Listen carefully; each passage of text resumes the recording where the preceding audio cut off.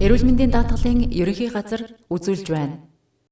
Эрүүл мэндийн даатгалын үндэсний зөвлөлийн баталсан 03 тоот тогтоол хэрэгжиж эхэлсэнтэй холбоотойгоор эрүүл мэндийн даатгалын сангаас үзүүлж байгаа тусламж үйлчилгээний хамтын төлбөрийн хувьд бол нэлээдгүй өөрчлөлтүүд бол орсон байгаа.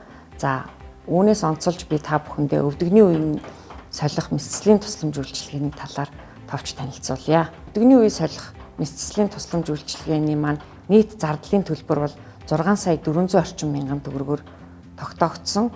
За иргэн даатгуулагч та 25%-ийг өөрөөсөө үлдсэн 75% нь бол эрүүл мэндийн даатгалын сангаас хариуцсан төлөхөөр байгаа. Эрүүл мэндийн даатгалын шимтгэлийг нь төрөөс хариуцдаг иргэд буюу 0-18 насны хүүхэд, тэтгэвэр тэтгэмжээс өөр мөнгөн орлогогүй иргэд 2 хүртэлх насны хүүхдэд өсгөн байжуулж байгаа эцэг эх, за цэргийн хугацаат цэргийн албан хаагч, хөгжлийн бэрхшээлтэй иргэн, нийгмийн халамж дэмжлэг зайлшгүй шаардлагатай иргэдийн хувьд бол энэхүү тусламж үйлчилгээг 100% эрүүл мэндийн даатгалын сангаас хариуцсан төлөхөөр тус зохицуулагдсан. Иргэд та энэхүү тусламж үйлчилгээг авахдаа эрүүл мэндийн даатгалын шимтгэлээ төлсөн байх, тухайн тусламж үйлчилгээг үзүүлэх гэж байгаа эрүүл мэндийн байгууллага нь эрүүл мэндийн даатгалын байгууллагатай гэрээтэй эсхийг заавал шалгаарай.